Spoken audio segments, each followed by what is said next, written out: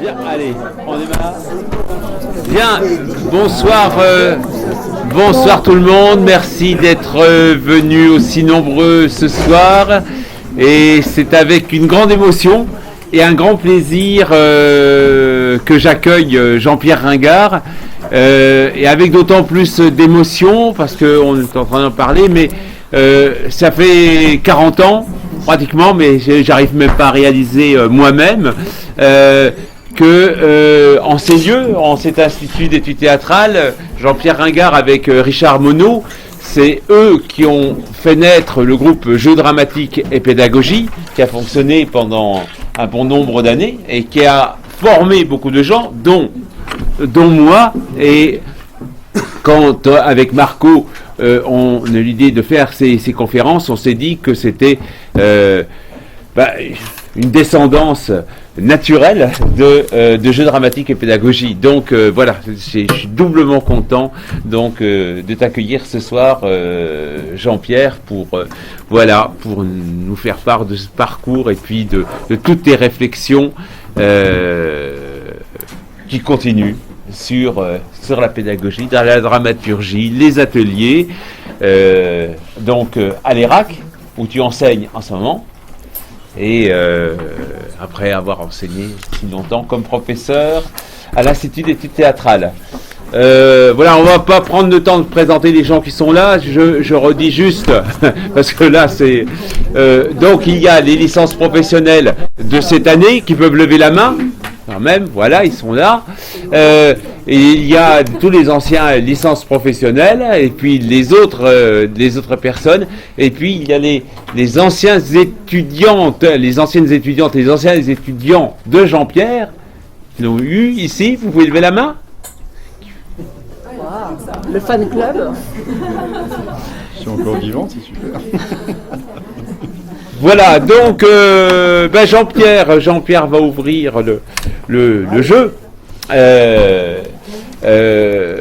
avec les réflections qu'il a préparées, et puis ensuite, comme d'habitude, on aura un temps d'échange, de questions-réponses sur cela. Bon, merci beaucoup de l'invitation, Bernard. Quand il me l'a proposé, j'ai absolument tout de suite eu envie de parler, sans savoir très bien à quoi je m'engageais, de comment il y a dans les ateliers de jeu des espèces de pesanteurs, des conservatismes, c'est-à-dire on refait la même chose que ce qu'on a vu faire ou que ce qu'on croit devoir faire, mais finalement quelquefois, en tout cas quand j'ai commencé, on sait pas forcément pourquoi on le fait, ni si c'est une bonne idée. Donc, ou alors on prend l'opposé, on croit qu'on est au cœur de l'innovation et on prend des choses qui nous paraissent extraordinairement risquées.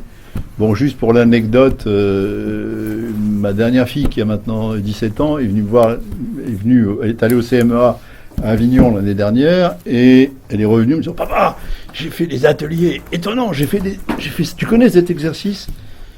J'ai pas osé lui dire, je crois que c'est moi qui l'ai inventé, mais parce qu'il fallait quand même pas trop frimer. Mais enfin, c'était un peu la limite. Alors c'est aussi sur ces circulations d'exercices, comment on s'en empare, comment on les transforme, comment on les voit réapparaître sous un autre nom, ou avec d'autres fonctions, avec des objectifs totalement différents. Je suis pas en train de dire tout est dans tout, ça change jamais. Je suis en train de dire quand ça change, c'est pourquoi. Est-ce qu'on est conscient de ces besoins de changement? Voilà, c'est un peu de ça dont je vais essayer de parler. Quand est-ce qu'on innove ou qu'on croit innover?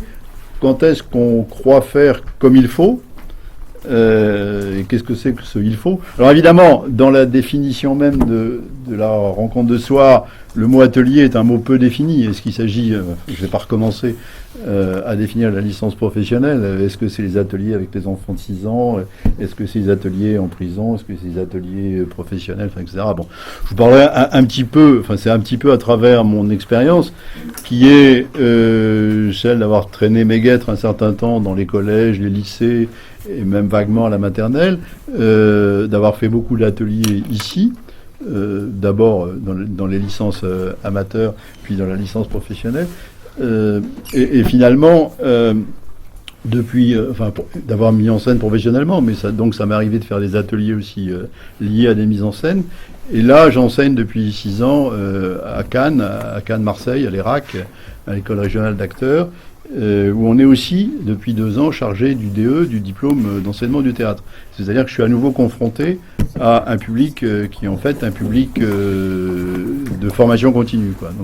Donc ça m'amuse. Je me dis, qu'est-ce que je fais de différent d'autres? Je suis plus dans le même cadre. Je suis dans une école, voilà. Puis j'enseigne principalement à l'école la dramaturgie, mais j'allais dire enfin comme je veux, c'est-à-dire dans un lien permanent entre j'aime pas le mot théorie, enfin disons entre les pratiques à la table et les pratiques dans l'espace. C'est-à-dire que j'ai toujours rêvé ici à la fac d'alterner ça. Ça a été très compliqué parce que il y avait trop d'étudiants, et pas assez de salles, et pas assez d'heures. C'est enfin possible. J'ai pu un petit peu en licence pro quand même faire ça. Donc voilà, enfin, juste pour vous dire que je vais essayer de parler vaguement de mon expérience. Je vais essayer de parler, je sais pas du tout combien de temps, j'espère pas trop longtemps, de façon à ce qu'on puisse un peu échanger. En fait, la question qui m'était posée, ça doit être toujours un peu comme ça en licence pro, souvent, c'était c'est quoi un bon atelier? Ce qui est une très mauvaise question. En tout cas, je suis incapable d'y répondre. Alors, vous pouvez répondre de manière narcissique, c'est le mien. C'est celui qui me fait plaisir, c'est celui que j'ai enfin trouvé, mais en fait, comme vous croyez que c'est bien, et la semaine suivante, vous vous cassez les figures royalement avec un public qui n'était pas du tout celui que vous envisagiez, ça rend extrêmement modeste. Et donc, dans le fond, dans la définition même de ce qu'on fait, je vais en parler peut-être un peu plus tard, il faudra aussi parler du public ou des publics. Bon, une des choses qui me fait le plus jubiler, enfin, je ne sais pas pourquoi je commence par là, je n'ai pas prévu, c'est que chaque année, je vais enseigner à Aix-en-Provence pendant une petite semaine dans le cadre de la compagnie d'entraînement. Le théâtre des ateliers, c'est un petit théâtre d'Aix que dirige Alain Simon. Et pour faire court, chaque semaine, il ouvre un atelier. Il n'est pas le seul à faire ça, mais il a dû être un dans les premiers, qui est un atelier ouvert à tous. Tout public, ça nécessite pas de régularité. Chaque atelier est un nouvel atelier, donc il n'y a pas de continuité absolue. Et vient qui veut, c'est-à-dire qu'en gros, il y a les gens de la compagnie d'entraînement qui ont une vingtaine d'années, et il y a des gens qui ont 60, 70 ans et plus. Si bien que vous ne savez jamais, quand vous faites ces ateliers, vous ne savez jamais à l'avance qui va venir, ceux qu'ils viennent chercher. Si certains d'entre eux n'auront pas abusé un peu de l'apéro avant de venir, enfin, je suis sérieux, donc vous devez, dans un espace X, gérer entre 25 et 70 personnes, en sachant pas du tout comment ça va se passer, et en étant prudent avec vos recettes, parce que vous tombez de haut de temps en temps. Donc ça, tous les ans, je dis à Alain, je crois que ça fait 20 ans que je vais à Aix, tous les ans, je dis à Alain, il me dit, tu vas faire l'atelier ? Je lui dis, parce que je suis pas obligé, je suis pas là pour ça. Enfin, je suis là accessoirement pour ça. Et le mardi soir, je lui dis, bah oui, d'accord. Et là, j'ai osé faire des choses, je vous en parlerai tout à l'heure, que je n'aurais jamais osé faire ailleurs, en me disant, ça va être désastreux. Et assez souvent, en fait, ça marche. Peut-être parce que je me dis que je peux pas faire ce que je sais faire, que c'est absolument impossible, et que je suis bien obligé d'y aller, quoi, de prendre des risques et de pas tomber dans des vieilles certitudes. Bon, alors, donc, est-ce que les ateliers suivent ou doivent suivre les évolutions scéniques ou dramaturgiques? Est-ce que les ateliers doivent faire comme le théâtre qui change? Enfin, il a quand même, à mes yeux en tout cas, il a beaucoup changé depuis il change tout le temps, mais peut-être à mes yeux plus depuis 20 ou 30 ans, avec les écrans et des choses comme ça. Est-ce que les ateliers doivent être en prise sur la pratique contemporaine du théâtre, ou bien complètement hors du monde? C'est-à-dire, est-ce que la pédagogie théâtrale est complètement ailleurs, dans des espèces de certitudes anciennes? Est-ce qu'il y a une ligne pédagogique ou une structure commode? Comment est-ce qu'on écoute ce qui est en train de se passer aujourd'hui pour essayer d'infuser les ateliers avec ça? Bon. Quand on introduit dans les ateliers des textes, pourquoi on introduit des textes contemporains? Quand j'ai commencé à faire ça, à introduire des textes, il y a une 35 ans, systématiquement des textes contemporains. Ça me semblait évident, puisqu'à ce moment-là, ce qui était en train d'exploser, c'était une espèce de retour des écritures. Bon, maintenant, c'est plus le cas. Il y a une espèce de reflux. Donc, est-ce qu'il faut que les ateliers en tiennent compte? Enfin, c'est autant de questions qui sont liées à ce que j'appellerais les conservatismes ou les innovations. Bon, je vous rappelle quand même qu'en gros, on peut considérer qu'il y a des ateliers prototypes. La construction standard de l'atelier, telle que j'en ai suivi un certain nombre et telle que j'ai essayé d'en faire, c'est on commence par un échauffement, bien sûr, par le hors-d'œuvre. Puis, on a la pièce maîtresse, c'est quoi? Des improvisations, à canevas ou sans canevas, un bout de texte, des déclencheurs de jeu, et la fameuse prise de parole finale. Ça, c'est ce que moi, j'ai appris il y a une cinquantaine d'années. Et c'est ça que, de temps en temps, j'ai eu envie d'interroger ou de mettre en question. C'est-à-dire, pourquoi faire un échauffement physique poussé si derrière, on s'assied pour parler? Ça m'a toujours sidéré. J'ai jamais compris. Enfin, j'ai suivi des échauffements extrêmement pointus. On était en nage, on était en pleine forme, et après on a arrêté de jouer, ou après il était l'heure. Bon, c'est-à-dire que l'échauffement avait tout bouffé, quoi. Même chose sur les prises de parole. Il y a eu des époques quand même, notamment à l'université, où la parole était extraordinairement envahissante. C'est-à-dire que dès que vous bougiez le petit doigt, il fallait absolument tout justifier pendant 3 quarts d'heure. Enfin, je fais allusion aux années 70, mais je ne suis pas sûr que ça ait complètement disparu. C'est-à-dire la prise de parole est très très importante, à mes yeux en tout cas, et sans doute aux yeux de Bernard, mais il ne faut pas non plus que la parole envahisse tout l'espace de jeu et nous empêche de jouer. Donc cette construction standard, on n'a pas cessé de l'interroger. Moi j'ai toujours j'avais eu un ancien formateur à la jeunesse et sport, qui est un type remarquable et un bon acteur, qui s'appelle Jacques Debarry, et que des gens ici ont connu. Et lui, c'était un ancien instit qui travaillait avec Planchon, puis avec Chéreau, etc. Et quand il était toujours formateur, et il ne pouvait pas supporter les échauffements, parce que c'était pas du tout sa machine à lui. Donc il mettait en jeu les échauffements, il disait non, je ne fais pas d'échauffement, ce qui mettait en colère ses collègues.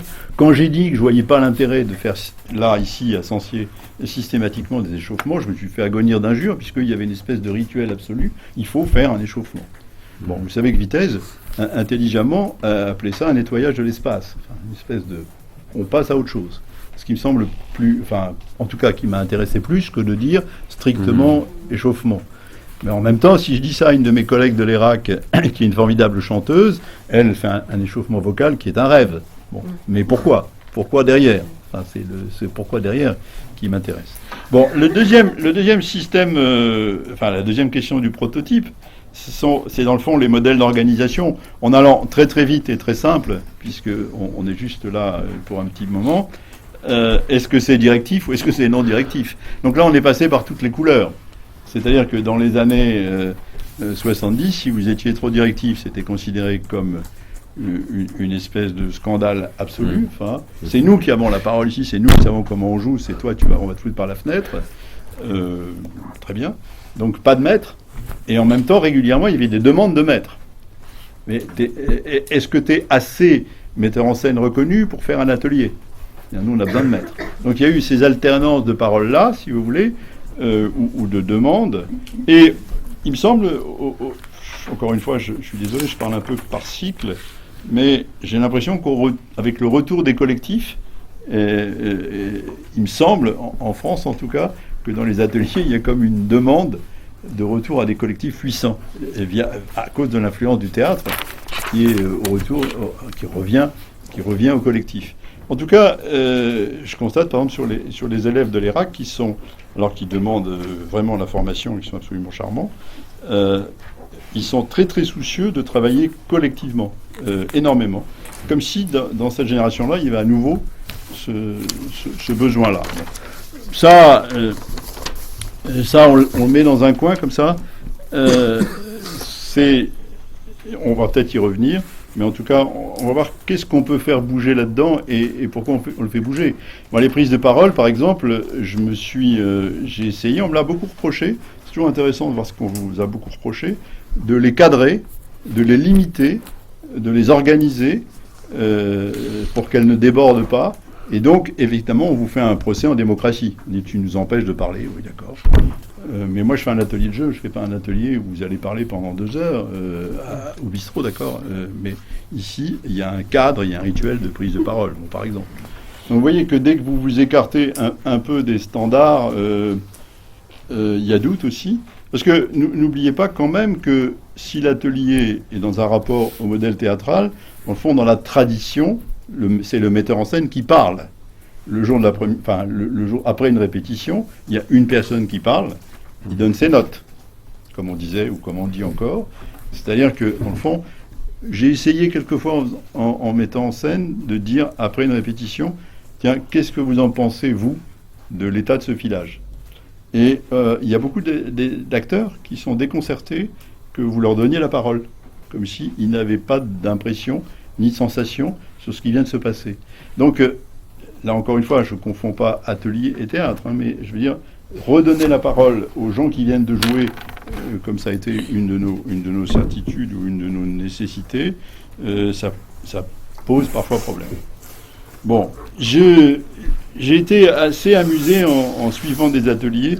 C'est aussi des rituels auxquels on obéit tous sans discuter. Je faisais un atelier au CDN de Reims et on m'avait demandé de bien vouloir accepter un monsieur qui n'était pas tout jeune et qui était directeur de la radio locale. Il m'a dit, mais j'ai l'impression que vous êtes des pingouins sur une banquise. Et que moi, je suis hors de ça. C'est-à-dire, il assistait à des rituels qui suivaient. Vous savez, des fois, vous avez des participants à un atelier, ils vont plus vite que vous. Vous n'avez pas le droit, vous n'avez pas le temps d'annoncer une consigne, c'est déjà parti, c'est déjà commencé. Et lui, qui venait d'un autre monde, il comprenait absolument pas une seconde ce qui se passait, comme s'il avait affaire à une secte aussi. Les ateliers, c'est quelquefois des sortes de sectes. C'est pour ça que je dis tout change quand on change de public et que commencent les questions autour du pourquoi on fait ceci ou cela. Alors, je ne suis pas sûr que ce soit une bonne question, mais quand on vous pose la question, quelquefois, rien ne vous semble ni utile ni nécessaire. Je me dis qu'il y a des suiveurs professionnels d'ateliers qui ne se posent jamais la question du pourquoi. Tu sautes par la fenêtre, ils sautent par la fenêtre sans problème. C'est très inquiétant. Les ados débutants font tout le contraire. Ils ne feront rien. Vous avez bien vu, ils viennent archi-vêtus, avec des grosses pompes, des gros manteaux, des grosses machins, et c'est impossible de faire enlever la moindre peau, puisqu'ils sont protégés à mort. Bon, j'ai travaillé aussi quelquefois dans des entreprises, j'avais besoin d'argent, et c'était très intéressant, sauf que, par exemple, faire enlever la ceinture à un cadre qui était en formation continue avec moi, c'était une espèce de scandale. Bon, et les chaussures, n'en parlons pas, alors. Je pense qu'on m'a pris pour un vrai pervers quand j'ai demandé aux dames d'enlever leurs chaussures à talons pour bouger dans l'espace. Bon, c'est quoi, on est tous pieds nus, alors pas vraiment, mais il vaudrait mieux pas blesser vos petits camarades avec vos talons. J'ai aussi fait un atelier pour les inspecteurs généraux de l'éducation nationale, où en effet aussi les faire dévêtir, même légèrement, était quand même une opération assez compliquée. Comme les ados. Bon. Alors, les innovations, moi je me suis longtemps senti obligé de changer mes façons de faire, gêné par par l'inquiétude de la routine. C'est-à-dire obligé de changer ma façon de commencer, par exemple, soucieux de faire du neuf, de changer pour changer. J'étais extrêmement critique, justement, par rapport à mes collègues anciens, enfin plus âgés, je veux dire, qui faisaient, à mes yeux, toujours la même chose. C'est-à-dire, je me disais, mais pourquoi ils font toujours la même chose, ils ne peuvent pas commencer autrement. Et je me perçois depuis quelques années, je préviens d'ailleurs maintenant, quand j'attaque un atelier à la Mousson d'été où je travaille, je dis, je vous préviens, je commence toujours comme ça, je ne sais pas faire autrement, et je peux vous expliquer pourquoi. Donc, en fait, j'ai mon propre rituel intime, je pense qu'il est fondamentalement bon, parce que sinon je ne le ferais pas, mais dans le fond, je suis tombé dans la route, je ne sais pas si c'est une routine, je commence presque, toujours de la même manière, sauf à Aix où je ne peux pas. Avec la foule qui arrive, je ne sais pas comment je pourrais faire. Donc, on parlera plus tard de ça, peut-être on y reviendra. Donc, qui venait de... Alors, les routines de démarrage, des fois, enfin, on se demandera d'où viennent aussi, je vais faire une espèce de petit tour d'horizon, d'où viennent les exercices et d'où viennent les traditions. Bon, autre chose sur les innovations, ce qui est assez intéressant, c'est les exercices qui font des tours de piste. C'est-à-dire qu'on les a volés à quelqu'un et on les a transformés juste comme il faut. Donc on les a transformés pour soi et ils ont été revolés par quelqu'un d'autre. Donc il y a des espèces de tours d'exercices comme ça. Je vous dis que vous retrouvez 50 ans plus tard en disant mais c'est moi qui avais fait ça il y a 50 ans. On dit non, tu rigoles, on l'a tous fait depuis. Donc ils reviennent un peu différents et je suis assez intéressé par ces formes de pillage. Je pense que ces pillages sont absolument légitimes à condition qu'on les adapte à sa pratique, à sa façon de faire, à ce qu'on cherche. Moi, je suis extrêmement préoccupé dans tous les ateliers que je commence par les appuis de regard, par les jeux de regard. J'ai rien inventé, mais je m'imagine mal ne pas mettre l'accent là-dessus. Bon, il y a plein de gens qui ont utilisé les regards. Donc tout le monde pille tout le monde, mais c'est bien si on innove à partir de ces pillages. J'ai suivi, on a eu une période assez passionnante en formation continue où on avait le grand luxe de faire des formations où on suivait les ateliers les uns des autres. C'est-à-dire on ne se contentait pas d'être tous des donneurs d'ateliers en parallèle. Vous savez, ça donne des espèces de bruit de couloir. Machin, il fait comme ça. C'est pas bien. Truc, il fait comme ça. C'est bien. Mais personne n'est allé voir. Donc là, on allait voir. Et donc, vous assistez, par exemple... Moi, j'ai vraiment été fasciné par ça. C'est-à-dire que vous avez, je sais pas, mettons 20 formateurs, côte à côte, et ça tourne toute la semaine. C'est-à-dire on a des gens qui débutent, et on va les uns chez les autres. Et donc, vous voyez, par exemple, qu'une différence de rythme est absolument capitale. Moi, je suis à peu près incapable de commencer lentement. Je peux pas, c'est pas dans ma nature. J'ai arrêté d'essayer. Mais je voyais des collègues qui étaient d'une lenteur absolument fascinante. Et ça pouvait marcher très bien. Mais si je lui avais piqué son exercice d'automassage aveugle qui durait 35 minutes, je me serais suicidé, je pense. Voilà. Donc vous voyez que aussi c'est très bizarre d'innover. Alors, autre petite question que je me suis posée à moi-même sur les innovations, je me suis aperçu que j'osais innover plus facilement hors de mon territoire. C'est-à-dire que non seulement la fac ou les institutions où je pouvais travailler, les CDN ou des choses comme ça, mais à l'étranger.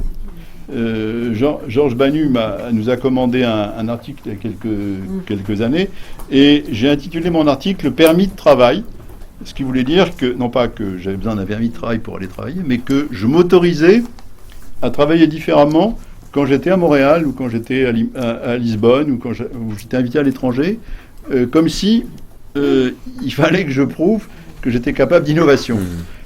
En fait, c'est un système assez bizarre, ces innovations internationales. Vous dites, les gens se disent, puisqu'il est invité, il doit être bon.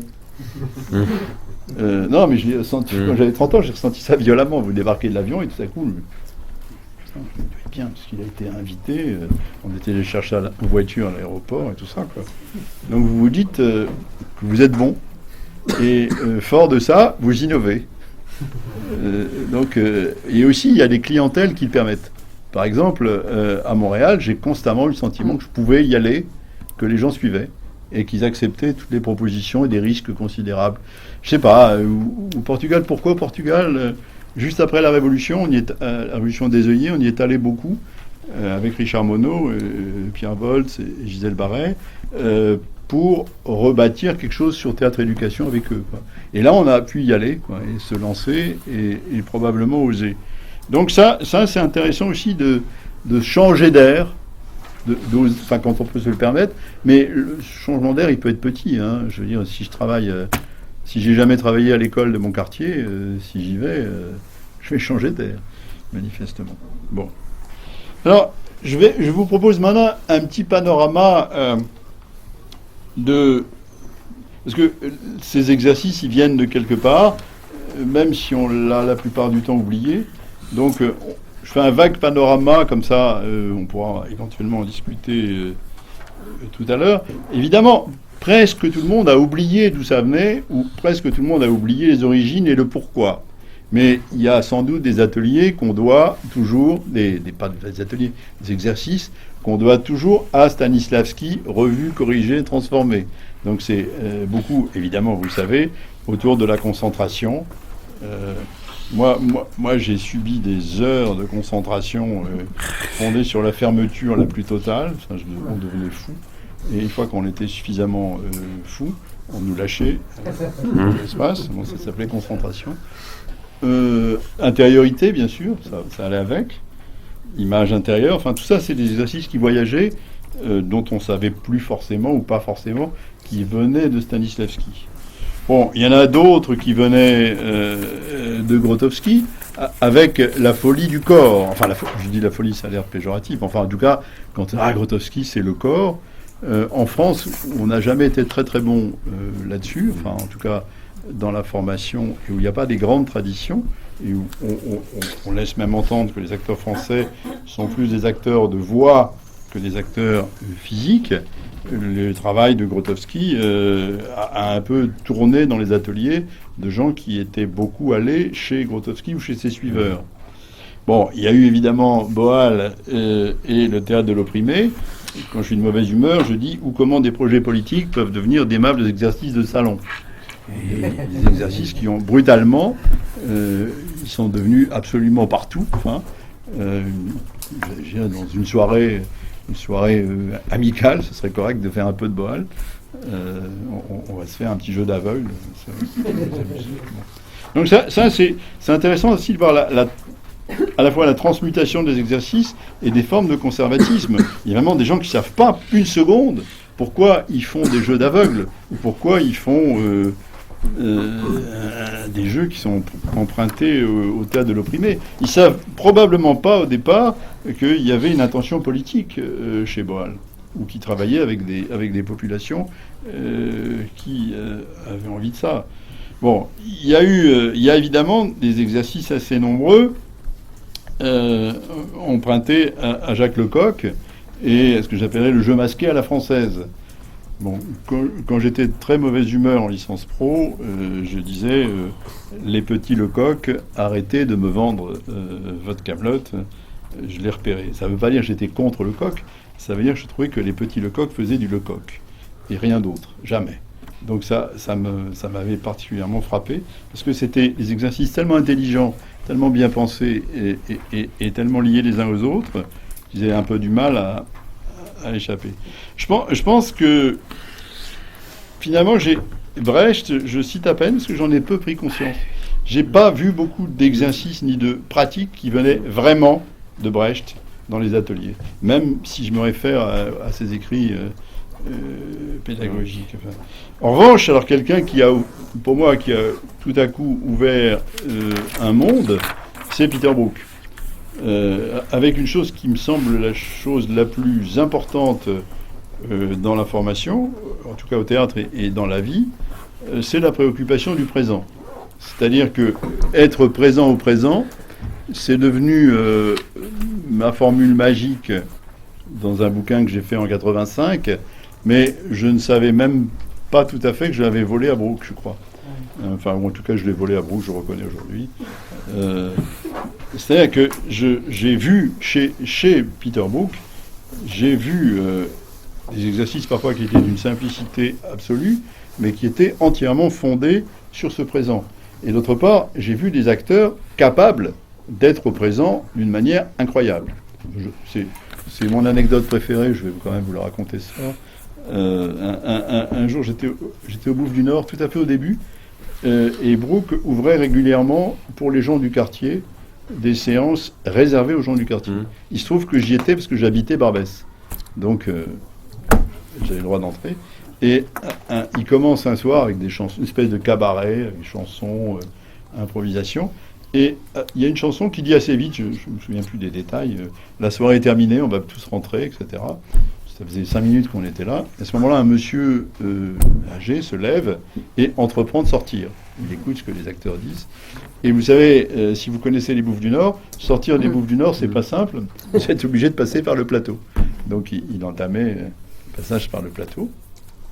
Vous voyez un peu le désordre que ça peut créer. Et en 35 secondes, les acteurs étaient autour, ils ont installé une petite table, une nappe, une chaise. Monsieur s'est retrouvé assis au milieu du spectacle.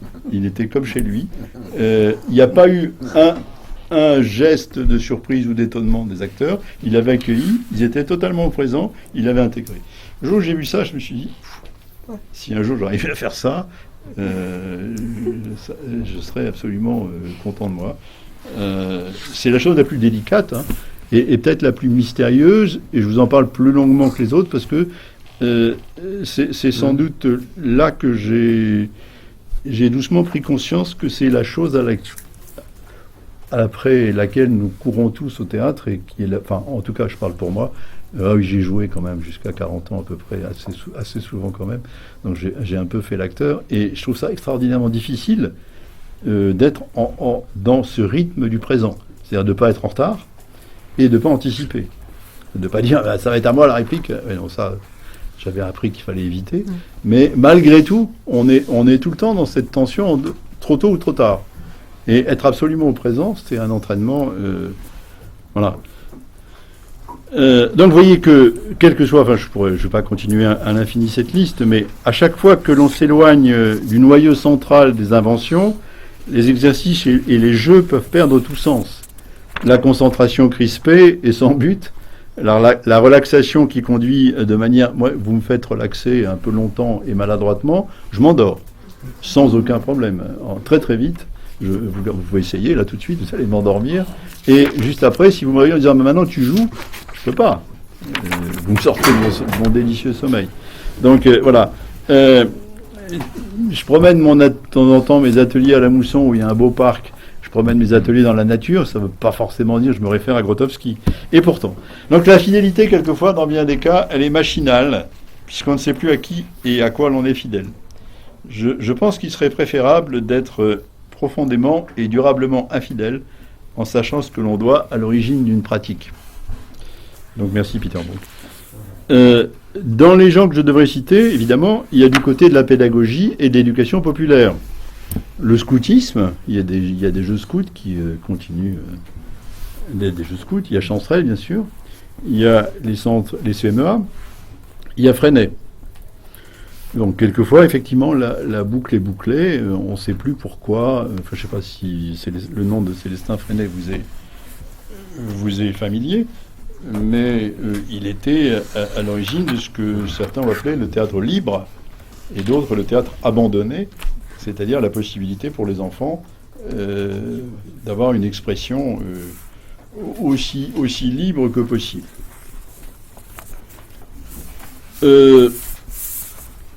Voilà, il y a aussi, parfois, évidemment, du côté, il y a certaines tendances ou modes. Par exemple, à un moment donné, tous les ateliers font des matchs d'improvisation, préparent aux matchs d'improvisation. Bon, ça a été le cas quand ça a commencé à venir du Québec, mais plus personne ne savait pourquoi et comment ça venait du Québec. Ça a été le cas aussi parfois à des emprunts, à des techniques psychodramatiques. Par exemple, le texte, vous savez, le texte est soufflé à celui qui joue par un tiers qui n'est pas investi dans le jeu. Bon, ça se fait dans certains ateliers. C'est une pratique psychodramatique assez courante, sauf que ce sont les psychodramaticiens qui le font. C'est-à-dire ils le font pour une raison extrêmement fondée. Moi, je me suis, du temps où cette université Paris 3 accueillait leurs voisins une UFR de psychologie qui ne nous appartenait pas, j'ai eu droit je me suis offert une année de formation en psychodrame, et donc c'est assez intéressant, j'ai appris plein de choses, et notamment de ne pas en faire accidentellement. Enfin, je veux dire, dans mes propres ateliers. Bon, puisque ça a été aussi les vieux débats avec le milieu scolaire. Alors, en fait, j'ai le goût, je suis allé un peu vite à travers tout ça, hein, mais on va en parler si vous voulez. J'ai le goût, moi, et quelquefois le courage, mais pas toujours, de faire des propositions qui décentrent tout le monde, à commencer par moi. C'est-à-dire que je suis assez préoccupé par les écarts entre les pratiques et les individus. C'est-à-dire ne pas faire forcément ce que l'on attend de moi, ou ce que j'attends de moi, ni ce qui est bon pour eux, en utilisant des consignes que je maîtrise très bien. C'est-à-dire que si vous faites des jeux enfantins avec des enfants, c'est pas forcément une bonne idée.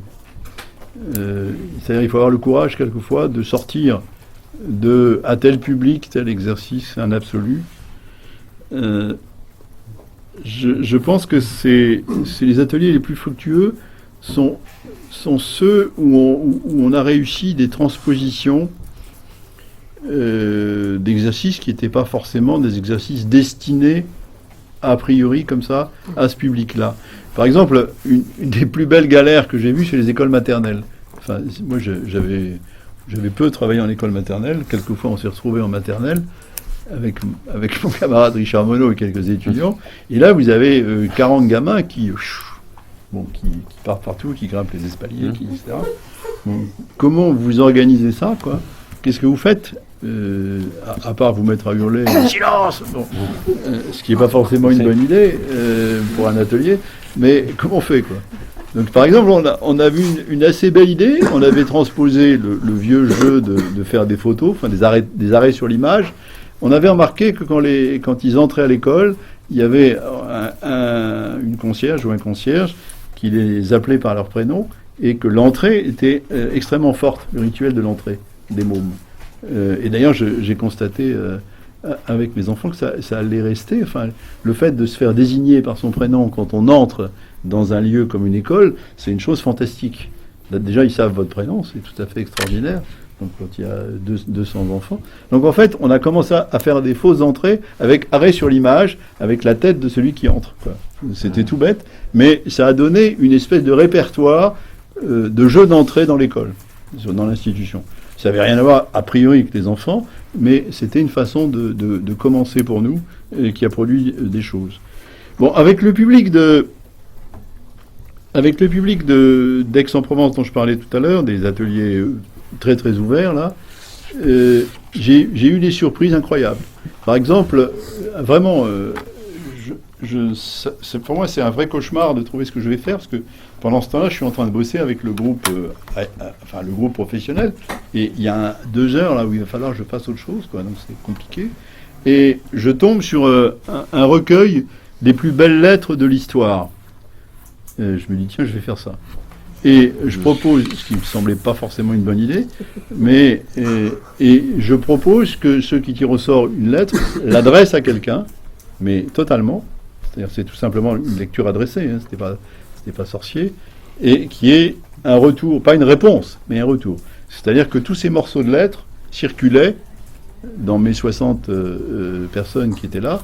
Ça a été un atelier étonnant, parce que c'est très très beaux textes, pas du tout théâtraux, venant, quelquefois c'était des très belles lettres d'artistes, ça arrive des très belles lettres d'hommes politiques, enfin bref, il y a toutes sortes de lettres, mais tout à coup ça avait donné du jeu magistralement. Bon, j'avais pas prévu, si on m'avait dit en licence pro, tu penses que c'est un bon exercice? Je sais pas, je suis pas sûr.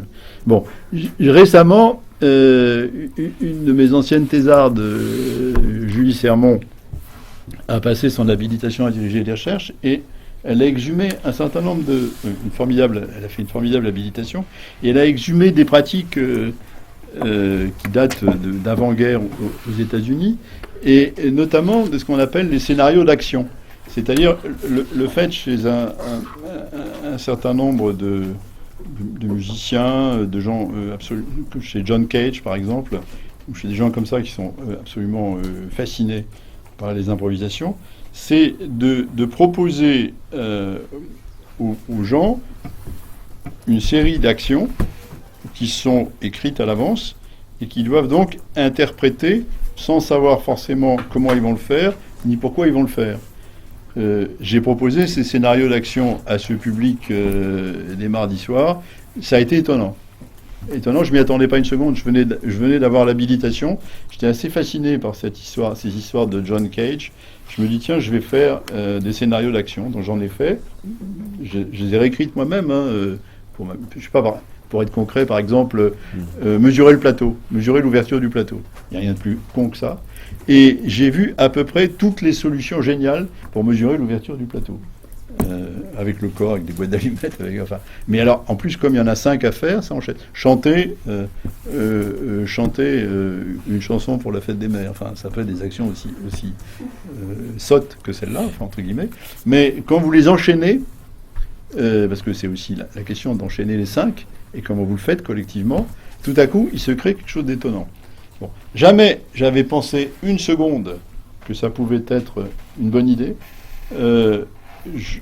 Moi, j'étais fasciné par ça, mais moi, et le partager avec un public qui est peu rompu au théâtre, ce public-là m'a fait, ce soir-là, une espèce de cadeau incroyable. Alors, j'y vais là, samedi. J'ai l'intention de faire une deuxième mouture des scénarios d'action avec d'autres scénarios et d'autres actions pour voir si c'était juste un coup de chance ou si ça va marcher à nouveau. Mais parce que, si vous voulez, là, je suis sans repère. C'est-à-dire que vous proposez la consigne, vous passez un peu de temps à l'expliquer, et après, ils s'en emparent ou pas, ils réagissent fortement ou pas, vous ne savez pas. Et ce qui est intéressant, c'est de faire une deuxième proposition, évidemment, c'est toujours le rejeu.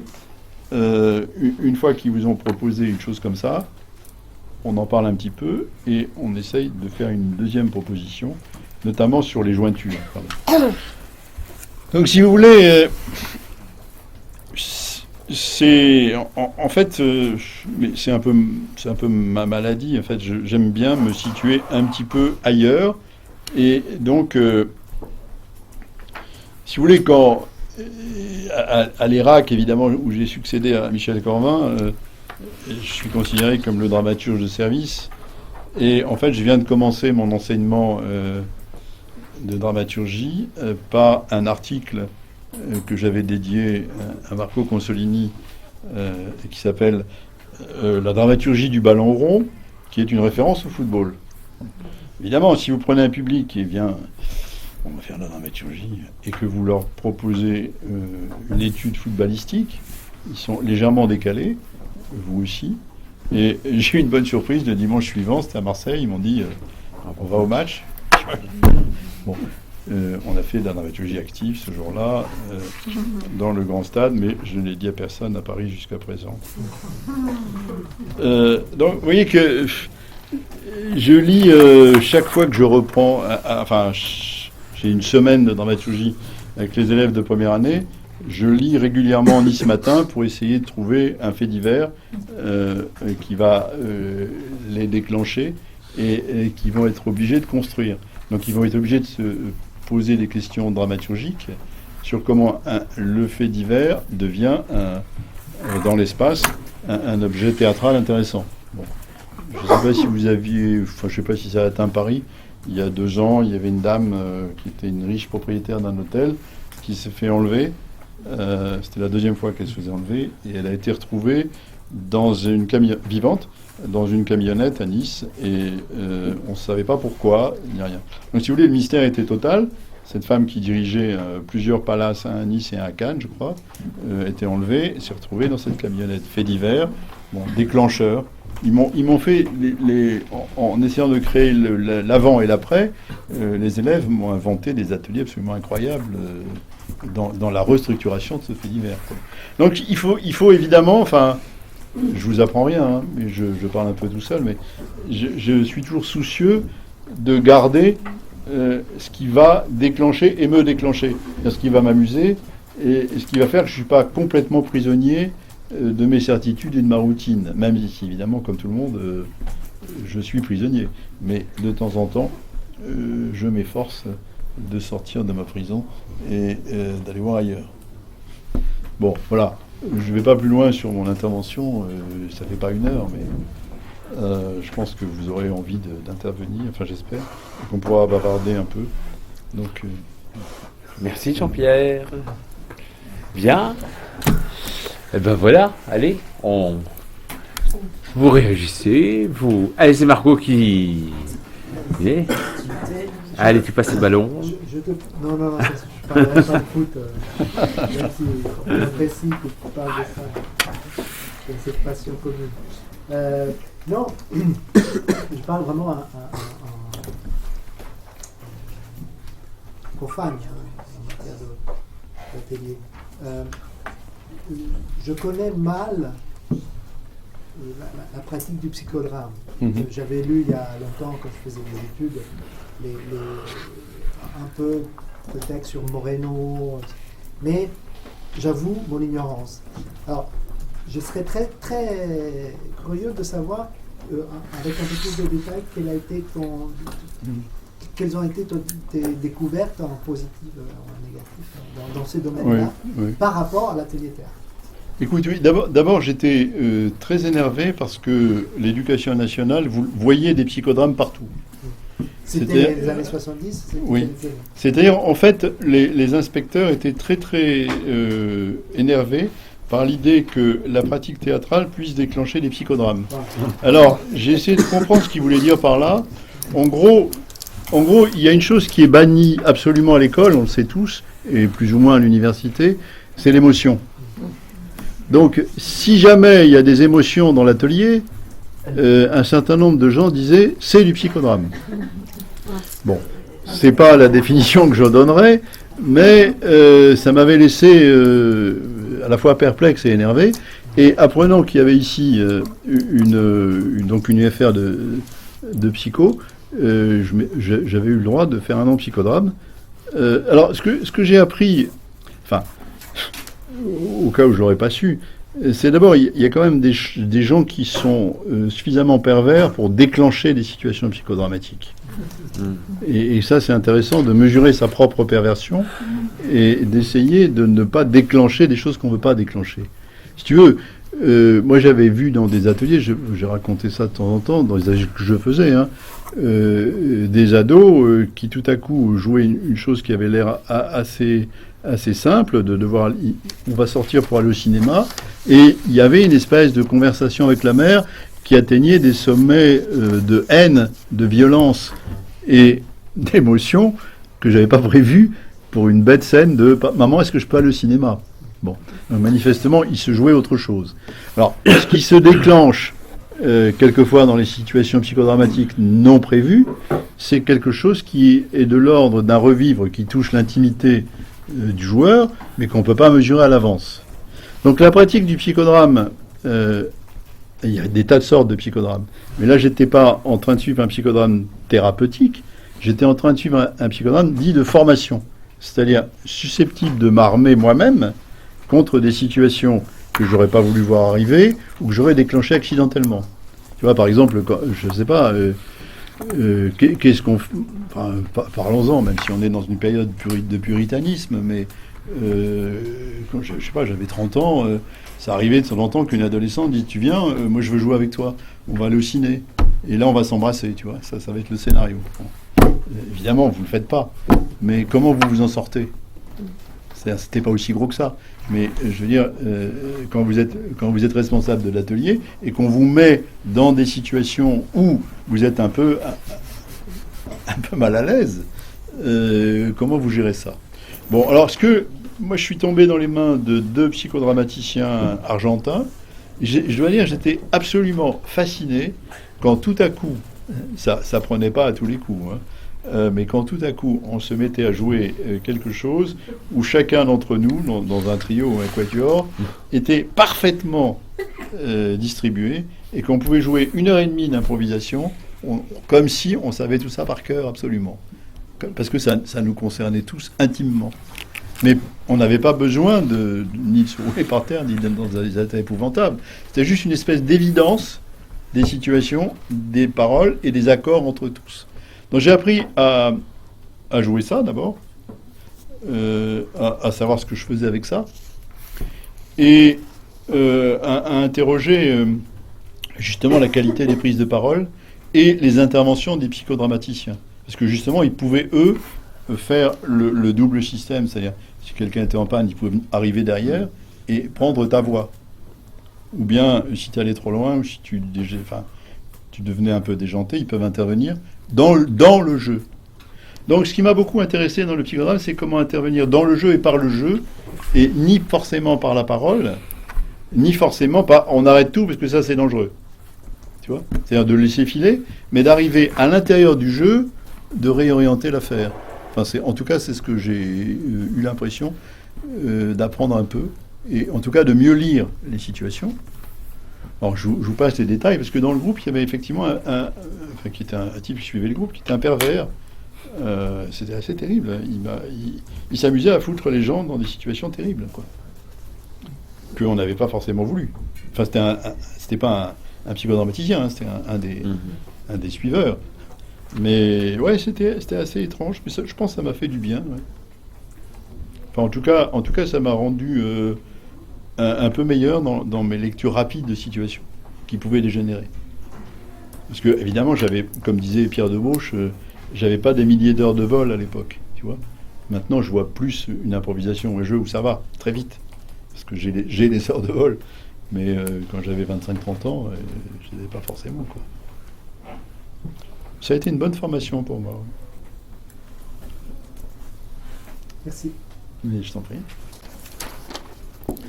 Moi, je voudrais bien aussi te demander des explications sur les CMA.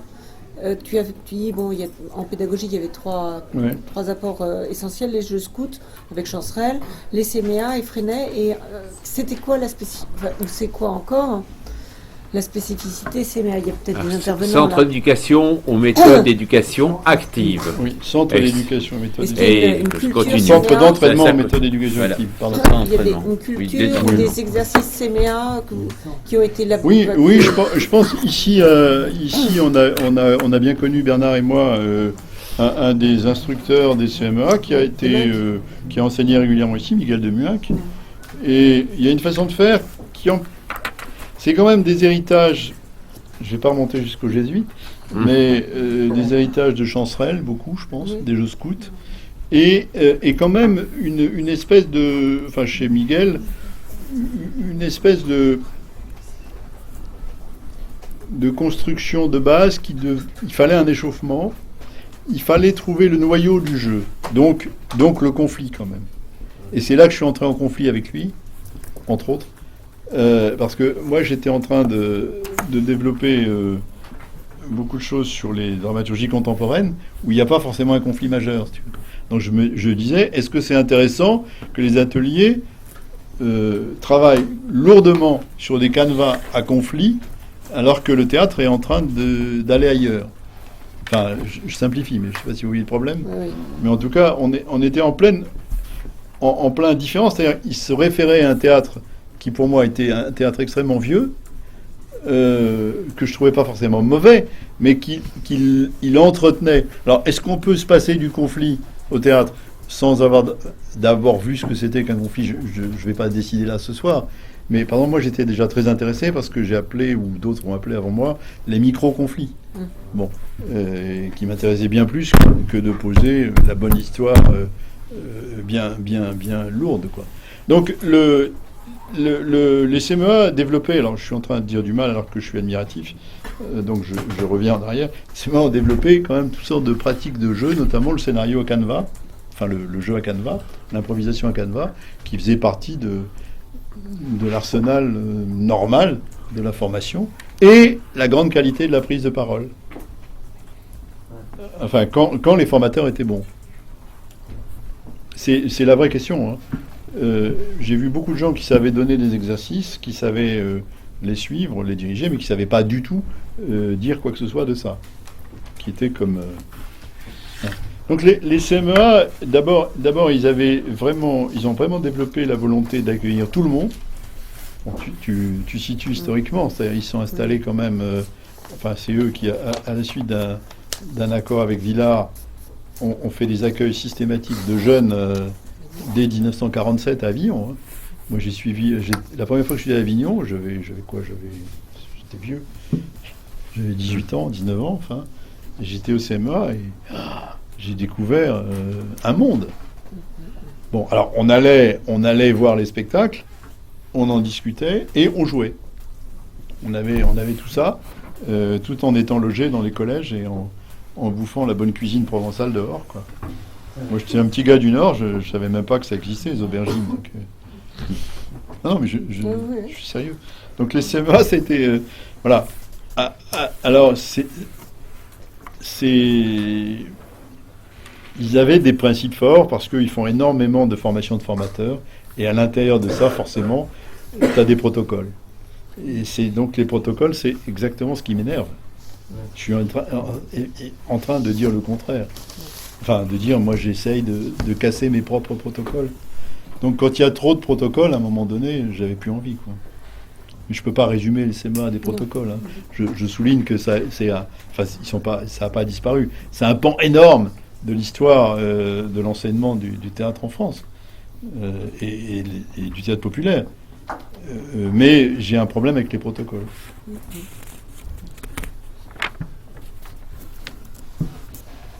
Théâtre libre, théâtre abandonné, excusez-moi de monopoliser.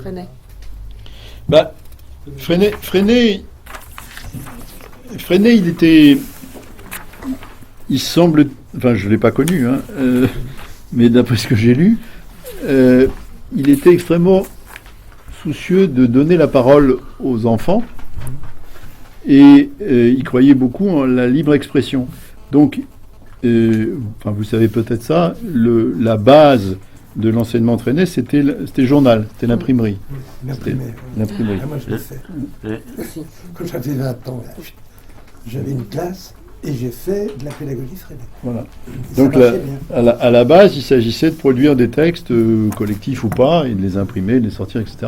Mais quand Freinet faisait faire du théâtre, il avait, semble-t-il, des malles de costumes, des choses comme ça. Donc, il filait des costumes. Il y avait peu de structure du type échauffement, mise en improvisation, prise de parole. C'était, vous voulez faire du théâtre, les gars, voilà, on a des robes, des chapeaux, des machins, des trucs, éclatez-vous. Enfin, si j'ai bien compris, je simplifie, hein. Mais il y avait l'idée comme ça que la libre expression était maîtresse de l'espace. Alors que, par exemple, j'ai enseigné 2 ans, dans ma vie dans le secondaire. Je faisais pas du théâtre Freinet, je faisais du théâtre.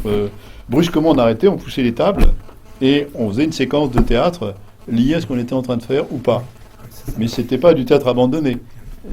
C'était pas du théâtre libre, c'était du théâtre en appui. Enfin, j'étais prof de français, donc 2 ans, et j'étais en appui sur des choses extrêmement simples, mais qui m'ont toujours semblé capitales. Un des trucs qui m'a le plus étonné quand on allait dans les classes avec Richard Monod, c'est l'espèce de questionnement un peu troublant posé par les collègues sur mais qu'est-ce que vous faites exactement? Parce qu'une fois que la porte est fermée, on ne sait pas. Et puis après, on trouve les enfants très changés. Alors, ils sont très changés, pourquoi? Par exemple, quand on donne des exposés, ils s'écoutent les uns les autres. Bon, c'est donc une vertu du théâtre. Alors moi, j'étais assez furieux, parce que je pense que tout enseignant devrait apprendre à ses élèves de s'écouter. Enfin, je vois pas comment on peut travailler sans s'écouter.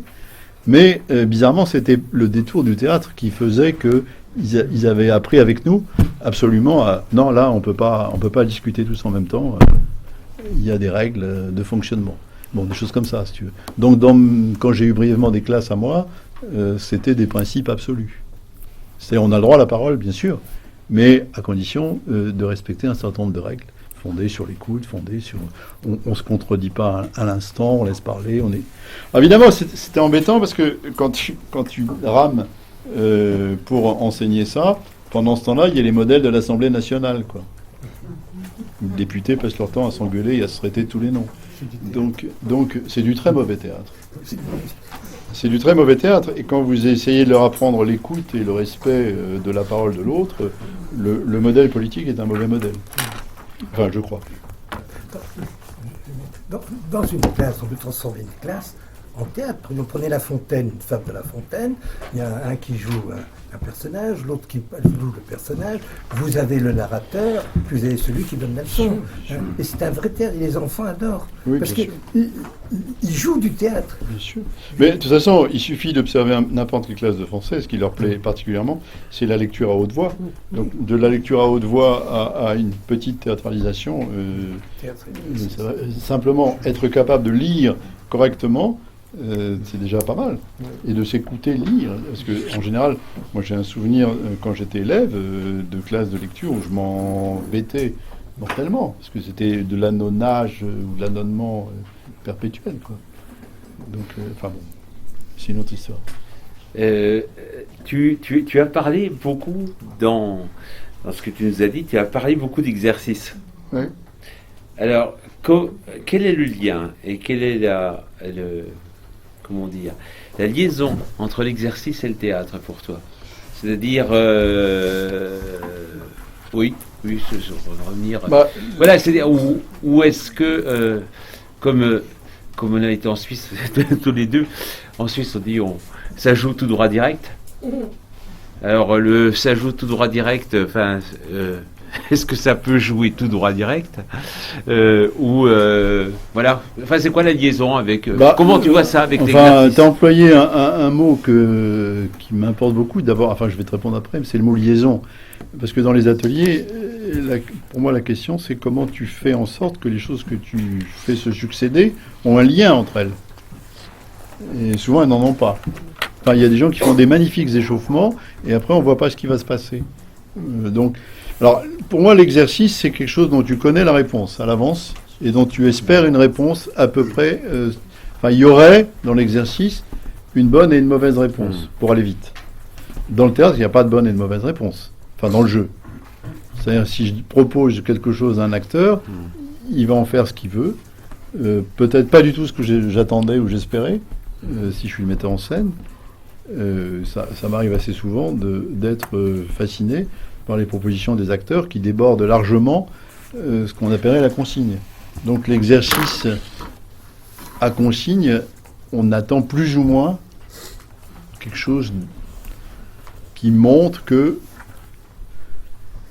c'est là où on va. L'exercice est plus limitateur du jeu, le théâtre étant dans plus d'invention, attendu en tout cas. Mais par exemple, quand je donne ces scénarios d'action, je ne sais pas du tout ce qui va se passer. Donc là, pour moi, c'est pas un exercice. C'est des propositions de jeu qui ont donné des choses qui étaient des cadeaux, qui m'ont fasciné. J'ai souvent vu aussi, ceci dit à partir d'exercices simples, des enfants qui allaient bien au-delà de mes attentes. À ce moment-là, on n'est plus dans les... Enfin, c'est eux qui ont débordé l'exercice. Si je fais... on a fait une fable de La Fontaine, on va partager la parole. Là, on est dans l'exercice. C'est bien, mais voilà. Quand est-ce qu'il déborde ça? Enfin, il déborde. Oui, mais j'ai jamais oublié un gosse que j'ai eu à Narbonne, un gros garçon pâteau en 6e à Narbonne. Et il faisait un oiseau et tout à coup, tout le monde a vu un oiseau. Il était fabuleux. Ça n'avait plus rien à voir avec l'exercice. Là, il était à un autre degré. Ça arrive rarement, hein. Mais quand ça arrive, c'est joli à voir. Et lui, ça leur donne une espèce de statut dans la classe qui est complètement différent. Parce que le gros pâteau, c'était devenu un oiseau d'une légèreté inouïe, quoi. Tout le monde a dit, mais comment il peut faire ça? Là, on commençait à être dans le théâtre. Mais ma proposition de base, c'est un exercice. On est débordé souvent, c'est ça qui est formidable.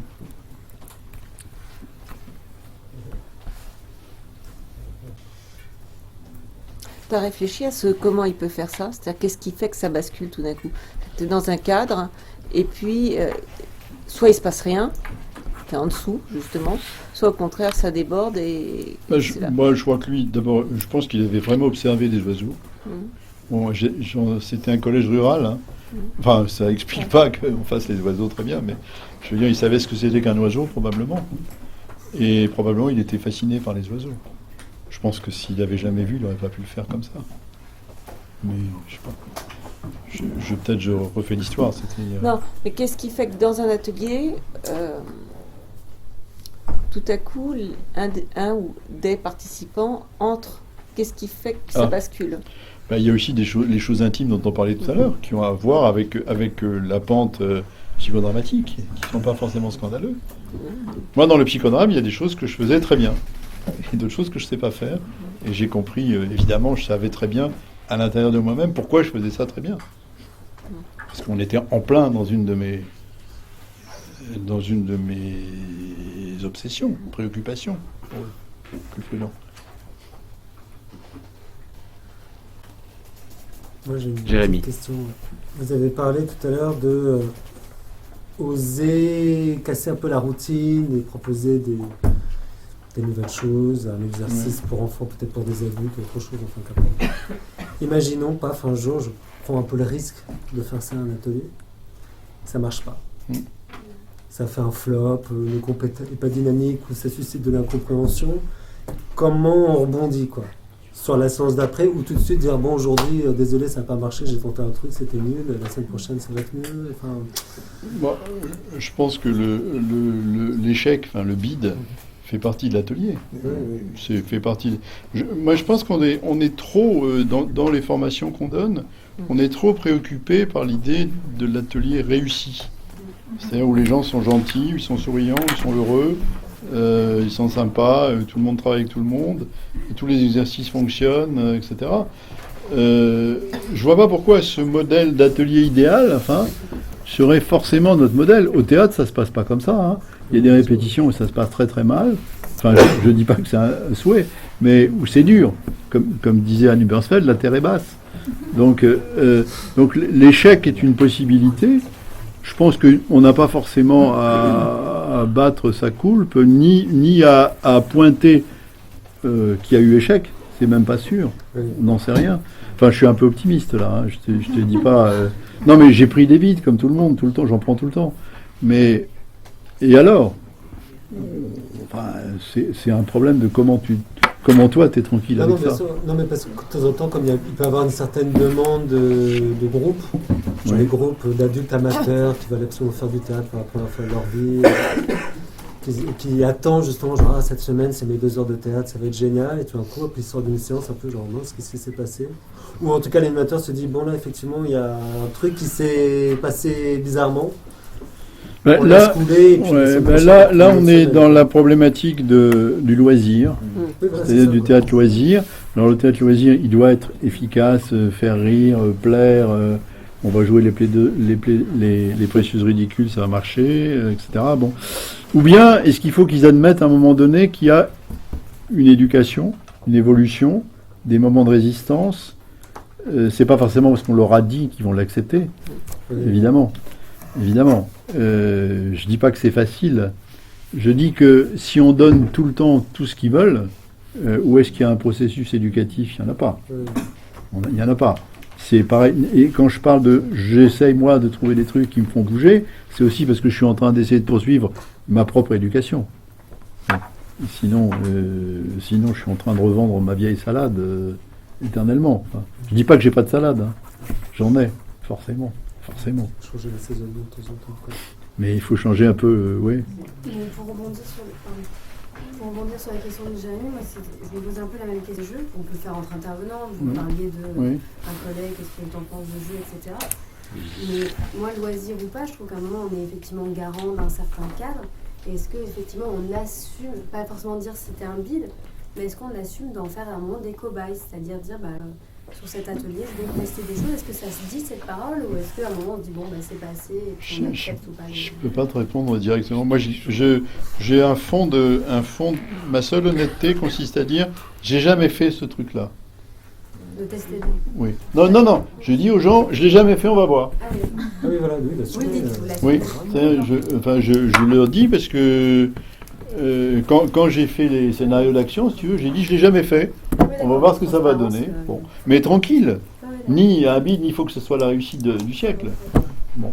Effectivement. Alors, c'est plus facile quand tu as un peu les reins solides, hein, je suis d'accord. Oui, non, mais je réponds, je les prends des fois pour des. Moi, je sais que les premiers ateliers, je me permettais plus ça parce qu'il y avait un côté, bon, je démarre. Enfin, je sais que moi, mon premier atelier, déjà, j'étais bénévole, donc il y avait quelque chose qui me mettait très à l'aise par rapport à ça. C'était, je vous accorde du temps, du coup, en échange, je me permets de tester des jeux.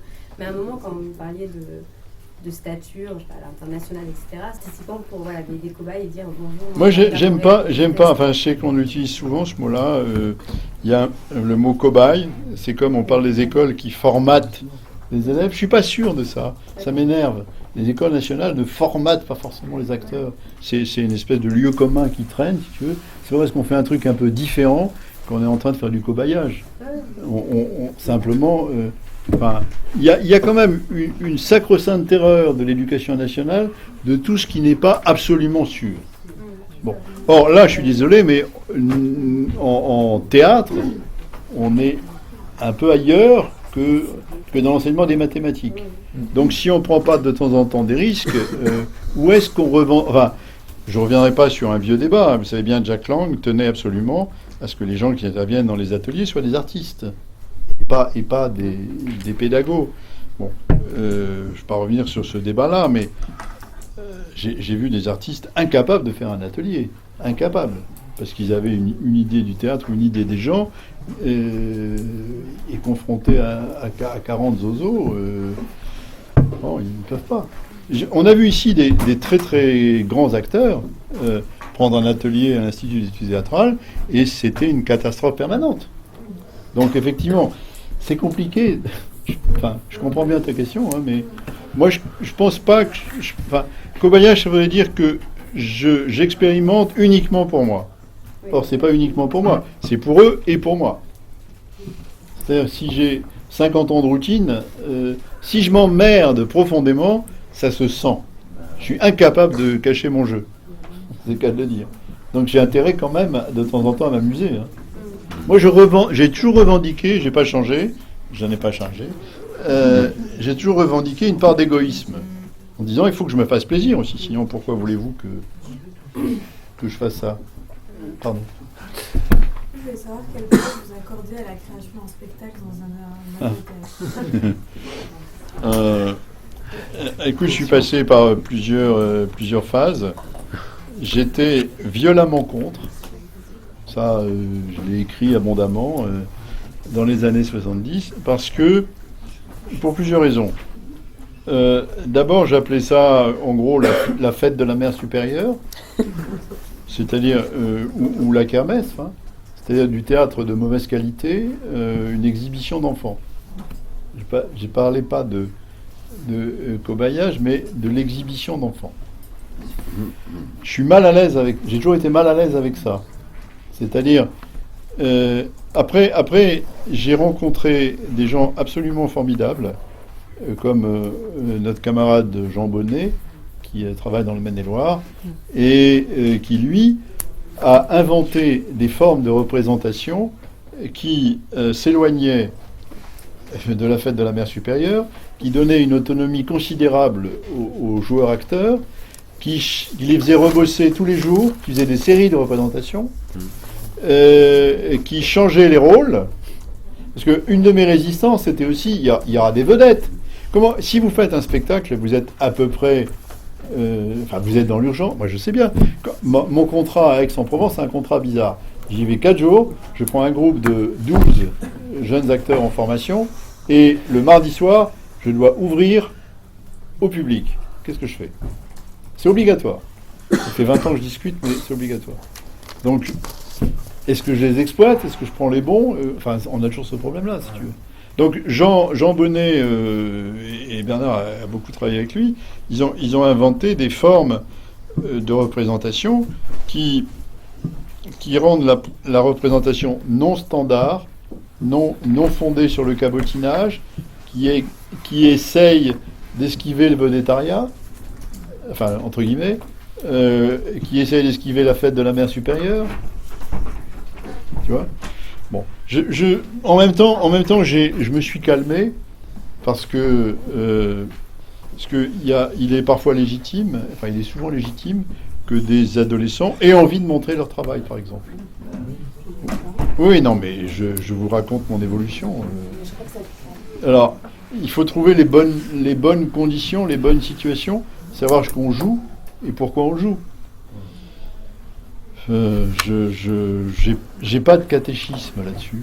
Je pense qu'on devrait pouvoir être maître de chaque ou maîtresse de chaque atelier en disant non, cette année on fera pas de représentation parce que on n'est pas prêt, ou on n'a pas envie, ou on n'est pas là. Mais c'est un idéal. Je suis conscient que c'est un idéal. Mais j'ai vu par exemple, je vais encore une fois parler de mes enfants, mais mes filles ont eu, pendant qu'elles étaient au primaire, elles ont eu une intervenante de la mairie de Paris qui était spécialiste de poésie. Cette dame était fantastique et insupportable. C'est-à-dire, elle faisait une espèce de présentation publique de toute la classe, qui se partageait des morceaux de poèmes, des chansons, etc., parfois seuls, parfois à plusieurs. C'était formidable. Mais elle était au centre. Elle était sur le plateau. Vous voyez les parents, etc. Voilà. Tu vois, alors, c'était formidable, vraiment. Moi, je ne pouvais pas supporter ce qu'elle faisait. Je vous dis, j'aurais voulu qu'elle sorte tout de suite, mais je ne pouvais pas le demander. J'étais juste un parent d'élève. Donc, les parents d'élèves n'ont pas de pouvoir. Je fermais ma bouche, mais bon, j'en pensais pas. En même temps, les filles, on en parlait la semaine dernière, elles ont des souvenirs émerveillés. Puis elles savent du Rimbaud par cœur, ce qui est pas mal. Tu vois. Bon, donc il faut trouver les conditions de la représentation. Moi, je sais pas, il y a eu une époque où on faisait systématiquement des longs stages dans les centres dramatiques nationaux. Il y a eu l'époque à Bir Hached où on a fait massivement de la formation. J'en ai fait beaucoup à la Comédie de Caen, à la Comédie de Reims, par exemple. Il y avait une présentation publique. Comment tu fais ? J'ai vu des maîtres d'atelier qui se mettaient au centre, qui faisaient un échauffement où ils étaient là pendant un quart d'heure, ce que Daniel Besnéard appelait un montreur d'acteurs. Bon. Sec. Hein ? C'est sec. Ouais, je suis mal à l'aise quand je me sens en situation de montreur d'acteur. C'est très bizarre. Et encore là, je viens de faire une mise en scène en janvier dernier, il y a un an. Et comment j'efface ma place, comment j'efface mes traces, comme disait Vitesse, je trouve ça important de ne pas laisser mes traces visibles. Ça ne veut pas dire que je ne suis pas un cabotin, j'en suis un, mais je me soigne.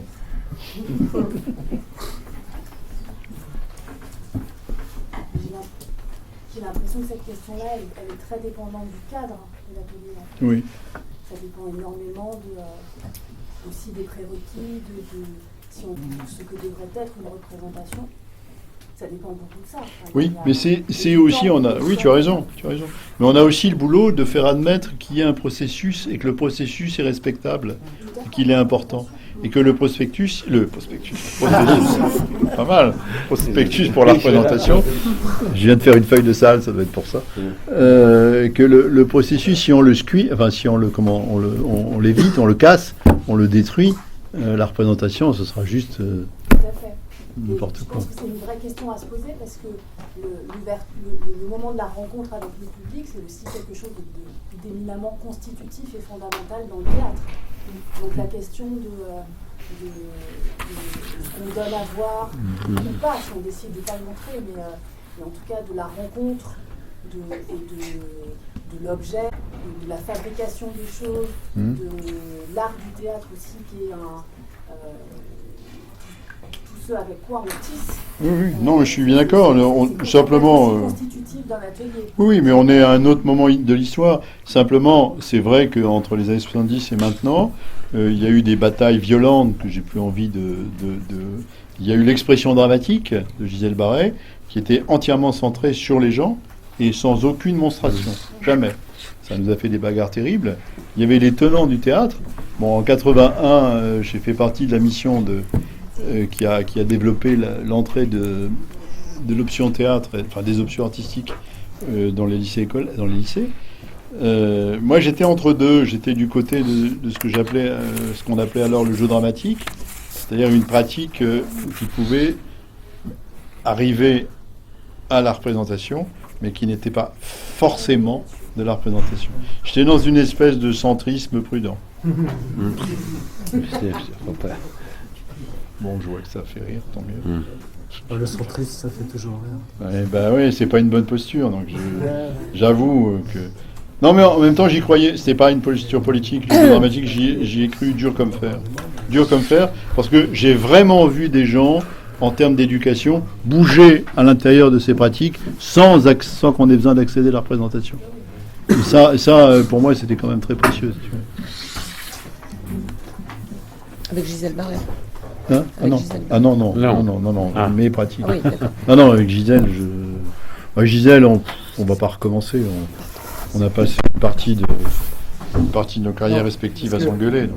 Je sais, effectivement, je pense à la quantité de mémoires de stage que j'ai pu amener et que je suis de plus en plus amené à lire aux étudiants.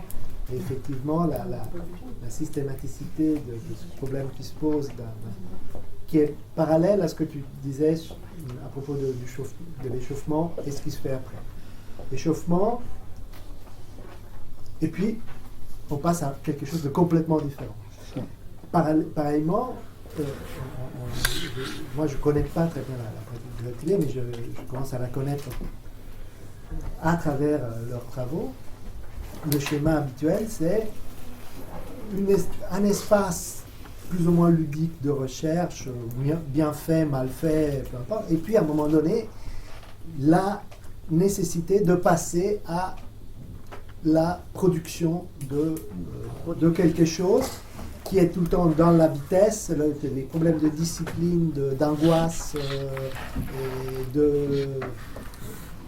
d'angoisse se posent pour en arriver à ça. Et donc, il est très difficile de résister à la tentation de dire, il y a les parents qui arrivent, attends, toi tu joues toi qui es bon, tu joues le rôle principal, et toi tu fais le cœur, parce que comment échapper à ça? Et donc toutes les expériences, les tentatives pour contourner ce problème-là sont vraiment du pain béni pour... Les exemples de Jean Bonnet sont vraiment remarquables. Ouais. Hein, la rotation des rôles. Rotation, Enfin, aussi le fait qu'il puisse jouer longtemps. Qu'il ait joué 15 fois, 20 fois. Ça aussi, je pense tous les jours. Ça, c'est plus rare. Et ça, c'est rare. C'est extrêmement rare. C'est impossible. Ce qui détruit la présentation, c'est qu'elle est unique, souvent. Donc, la seule fois, bon, c'est le coup près. Voilà. Alors, il faut aussi que nous, on soit tranquille par rapport aux parents. Ouais. C'est-à-dire que souvent, les parents, ils sont devant ce qu'on montre. Ils ne situent pas du tout. Ils sont là occupés à prendre des photos. Donc, bon, c'est vrai que par exemple, moi, j'ai un souvenir incroyable de gosses qui ont fait je vais raconter ça, mais en 5e, un vol de sculpture dans un musée. C'était à la fois du Mickey, ça les Raptou, et bon, ils ont fait une espèce de scénario comme ça qui était assez médiocre, mais c'était bien joué. Les parents, ils étaient sidérés. Ils n'auraient jamais pensé. Ils nous ont dit, mais comment est-ce que nos enfants peuvent faire ça? C'est incroyable. Vous leur faites faire quoi, tu vois, pour aller voler des sculptures dans les musées?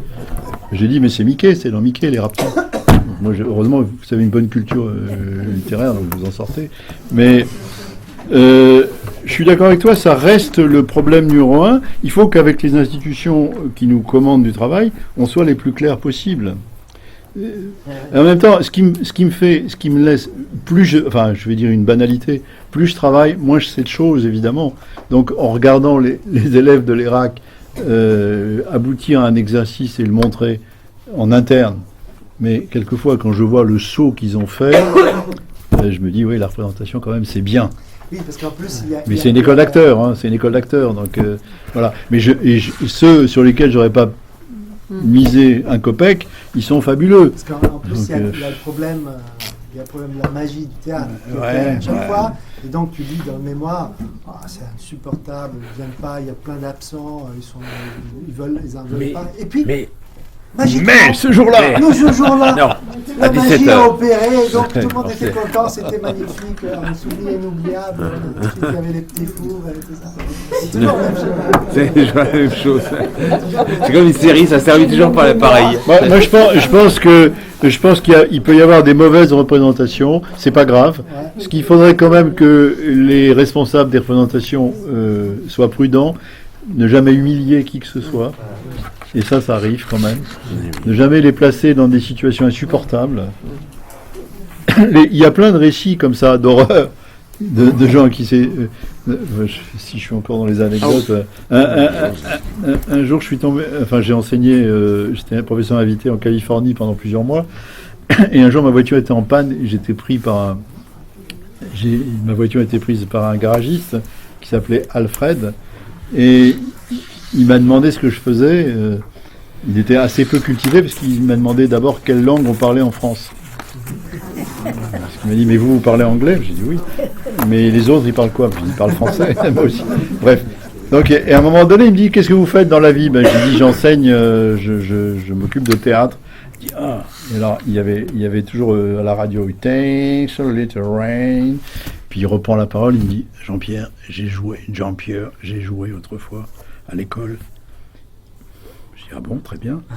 Et on m'a fait jouer une fille. Très bien. Et pendant des années, on m'a appelé Alfie. Il s'appelait Alfred, garagiste, mécanicien. Bon. Et manifestement, enfin, il avait quoi, 40, 45 ans. Il était en train de faire sa thérapie dans son camion avec moi. Je lui ai proposé un psychodrame tout de suite. Non, mais c'est évident que les humiliations... moi, je me suis demandé des fois si j'avais pas fait ce métier pour me soigner des humiliations reçues quand j'étais petit. Peut-être, c'est pas faux. Pour qu'on travaille autrement.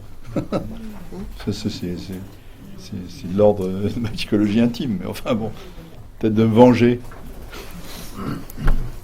François Tu enseignes à l'ERAC dans une chose très professionnalisante, puis tu enseignes aussi amateur, je ne suis pas du tout péjoratif.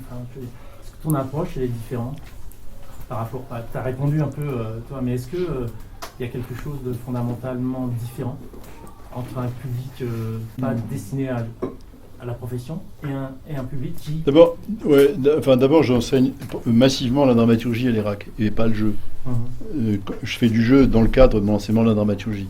Donc c'est un peu différent. C'est-à-dire l'école me confie pas 6 semaines les élèves.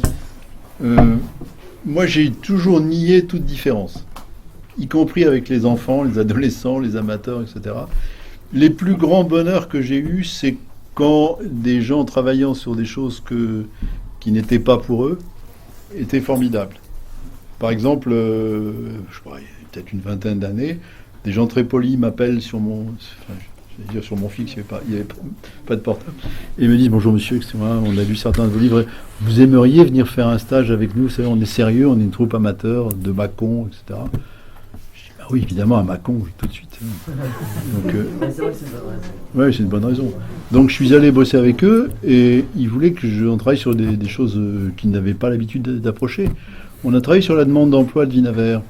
Ils n'avaient aucune idée de qui était, je dis ça sans mépris, qui était Vinaver, pourquoi plutôt la demande d'emploi qu'autre chose. Ils ne pensaient pas que c'était un texte éventuellement sur la misère des chômeurs. Ils n'avaient aucun préjugé. Ils ont fait, enfin, on n'a pas montré ce qu'on a fait. On a fait 3 week-ends, je crois. Ils ont joué là-dedans, mais comme des poissons dans l'eau, sans aucun préjugé, si tu veux. Et moi, ma direction d'acteur, elle était, la proposition de jeu était...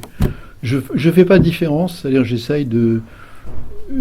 J'étais surpris aussi, quand j'ai monté l'amant de Pinter avec un acteur qui avait à l'époque, qui était à l'époque plus vieux que moi, Pierre Barra, qui avait 65 ans. Il m'a dit, Jean-Pierre, ça fait longtemps que j'ai pas joué, est-ce que s'il te plaît, tu pourrais faire de temps en temps des petits exercices? Je trouvais ça très joli. Et j'étais un peu gêné. Et puis après, j'ai pris l'habitude avec ses partenaires de faire un jeu de regard, machin, truc. Ils aimaient ça. Et les élèves de 3e année de l'ERAC, l'autre fois, me disaient Jean-Pierre, tu ne devrais pas nous faire un jeu je suis plutôt spécialisé dans la conversation au théâtre maintenant, dans les jeux de conversation. Tu ne veux pas faire un jeu de conversation J'ai dit, attendez, vous êtes en 3e année, là, c'était en première année, arrêtons. Tu vois, mais ça reste des espèces d'envie d'aller à la base de choses simples. Je te parle, tu me réponds, comme disait l'autre. Donc, moi, j'essaye de ne pas faire de différence. C'est-à-dire que je pense qu'on peut être extraordinairement exigeant avec n'importe qui, à condition de respecter la personne qu'on a en face, quoi.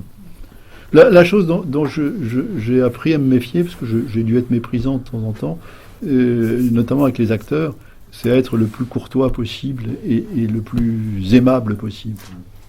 C'est-à-dire j'ai essayé de me soigner beaucoup dans ce domaine. Il ne faut pas être humiliant jamais. Une dernière question, quand tu mets en scène professionnellement parlant, tu as la même attitude, genre tu commences par dire tout ce que tu as décrit. Ça dépend des institutions. Le gros bonheur que j'ai eu, j'ai monté un Daniel Danis en Suisse, et ça fait bientôt maintenant 20 ans je pense. Mais là j'ai eu un gros bonheur parce que j'ai fait Mamnouchkine. J'ai dit je voudrais des pré-répétitions en juillet, s'il vous plaît, 15 jours, tout le monde, les comédiens et comédiennes, les enfants, tout le monde. Et on a fait 15 jours de stage. On mangeait ensemble tous les soirs. Les gosses étaient gardés dans la journée par des professionnels de la garde. Et voilà. Et après, en septembre, on a... Bravo, François. En septembre, on a commencé les vraies répétitions. On a eu ce préalable de stage qui est sans l'obsession... Alors, je suis resté fondamentalement un amateur, sans l'obsession du spectacle. C'est en juillet, je n'avais pas l'option du spectacle. On était en vacances, 15 jours ensemble. Et puis après, en septembre, on s'est mis aux répétitions avec l'obsession du spectacle. Mais on avait ce passé ensemble, y compris pour la scénographe qui était Claire Chavannes, qui est présente. Ce stage-là était un bonheur. Alors, si tu veux, ça, c'est possible. À Bordeaux, là où je viens, l'année dernière, je fais ce spectacle. D'abord, j'avais qu'un acteur. Donc, faire un gros stage c'est compliqué. Mais là, j'ai découvert une chose qui vous est familière, mais qui n'était pas de ma génération, c'est les résidences. J'ai répété par morceaux, avec des écarts importants, et avec plus ou moins la nécessité d'ouvrir pour remercier l'endroit où vous êtes en résidence, quoi. Bon, ça se fait aussi, c'est une autre façon de travailler. Là, j'ai vu une différence cette fois sur les résidences. Moi, j'étais habitué à 6 semaines la tête dans le guidon, et puis après on ouvre, on y va. Bon. Là tout à coup, j'ai commencé 6 mois, 8 mois à l'avance. Ça fait bizarre. Dans un lycée de Bordeaux d'abord, qui nous prêtait une salle, puis dans une ferme à la campagne, puis finalement au théâtre. C'est des autres façons, ça dépend de l'argent maintenant. Enfin aussi. Je dis pas que c'est mauvais en soi, hein. Mais non, je veux pas faire de différence entre les amateurs et les professionnels, et je traite les professionnels comme des amateurs. Et en général, ils m'en sont reconnaissants. Ça ne veut pas dire que je veux leur apprendre leur métier. Ça veut dire que simplement, je mets du jeu dans le théâtre. Les plateaux de répétition où ça s'emmerde, c'est terrible. C'est terrible. Et il y a des grands metteurs en scène qui sont spécialistes de l'ennui dans leurs répétitions. Je ne citerai personne. Oh. Quoi ? Non, j'ai rien dit. Non, pas de nom. Non, bah évidemment. Non, mais moi, je suis définitivement quelqu'un qui a envie de rigoler. Même si ça paraît grotesque, je pense qu'il faut que j'ai du plaisir à répéter.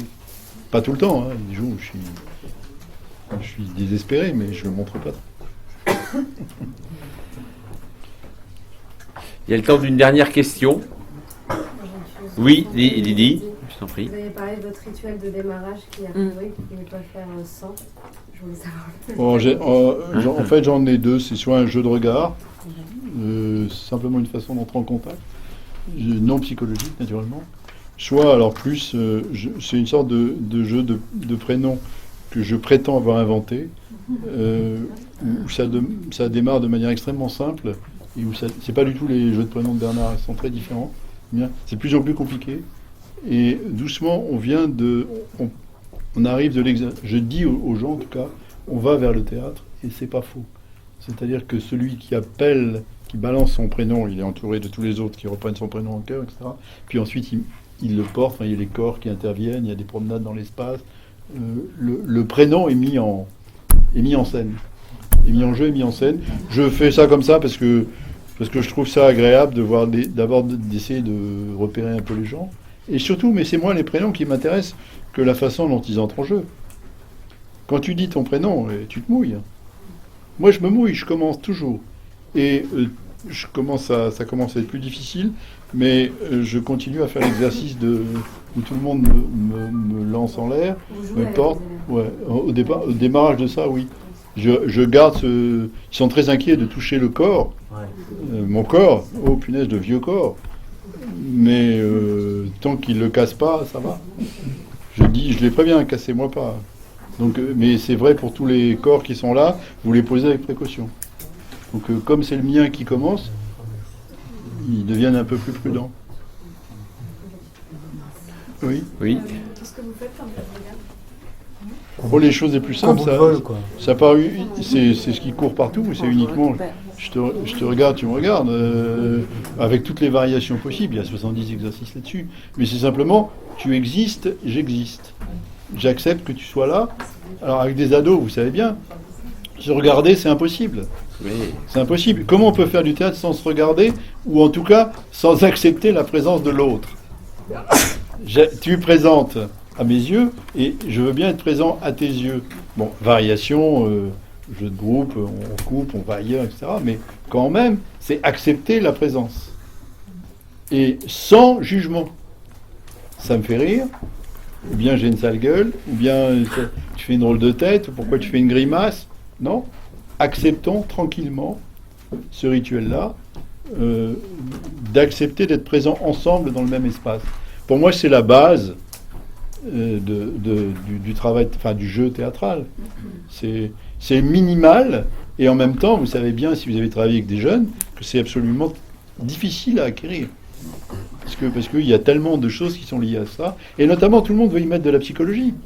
On prend des regards profonds. Je leur dis, attendez, vous jouez pas Michel Morgan et Jean Gabin, enfin maintenant, ça leur dit plus rien, mais il faut que je change mes mais bon, mes modèles. Voilà, c'est ça les vieilleries. Bien. On va te remercier beaucoup pour ton intervention.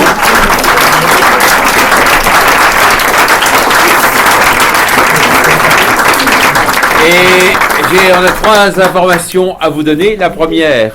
Il faut aller voir un film, un documentaire de, je ne sais plus comment il s'appelle, Kling, qui s'appelle... Sur la décentralisation. Sur la décentralisation théâtrale, ça s'appelle Une aventure théâtrale.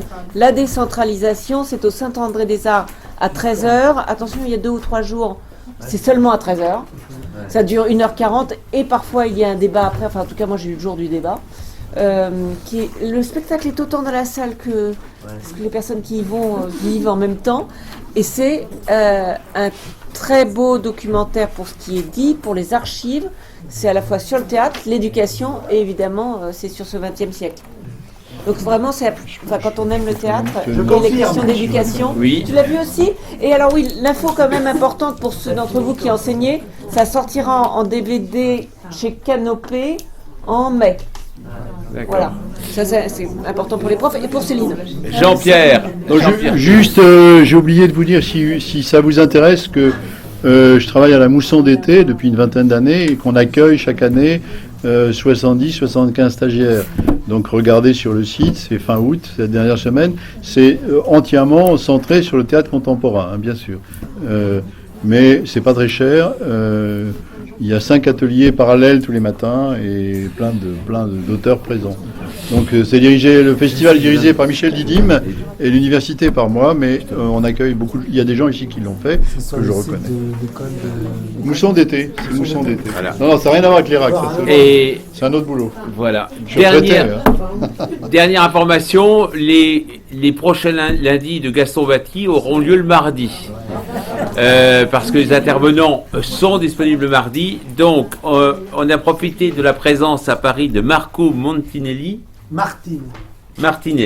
Pardon. Donc, tu peux dire 2 mots pour qui sera là le mardi 6 février parmi nous. Mardi 6 février, donc c'est un metteur en scène, auteur metteur en scène italien, mais qui a une très grande expériences de pédagogie, notamment avec les adolescents, en Italie essentiellement, mais puis il a exporté ça un peu partout dans le monde, en Afrique, aux États-Unis, en Belgique, dans le nord de la France un tout petit peu, au Brésil, etc. Voilà. Et puis il y aura le mardi 13 février qui sera un regard croisé de 2 anciens étudiants de licence pro plus une autre personne qui travaille le théâtre avec les personnes en situation de handicap. Voilà, et donc ils vont croiser leurs regards et leurs pratiques avec ces publics. Et Marie. Merci beaucoup. Pardon, on l'a dit. Pardon. Marie. Moi, je voudrais vous remercier, tous les 4, parce que je suis venue ici faire ma licence pro il y a combien d'années 18, elle dit. Voilà, 18 ans. Non, 18 ans, non, c'est pas possible. Oh, 15 ans, allez, c'est bon. Merci les garçons. vieillis là. Non, Merci, bon. Bref. Et je voudrais vous dire que je travaille tous les jours dans des classes et que vous m'avez nourri. Je retourne dans mes cahiers. Je retourne dans mes cahiers de scénographie et tous mes exposés là. Et les ateliers avec Bernard et tous les cours avec toi. Voilà. Je me souviens, on avait fait Claudel à l'époque. Ouais, Ah oui. Ah ouais, vous c'est- avez exposé vous nous avez sur nourri. le flamenco. avec moi. Oui, et je dois dire que cette licence pro, c'est un truc qui te nourrit et qui te donne envie de continuer de te nourrir tout le temps. Vraiment, merci à vous. Merci à Et toi, merci Marie. d'organiser ces réunions. Oui, merci Bernard. Merci beaucoup, Marie.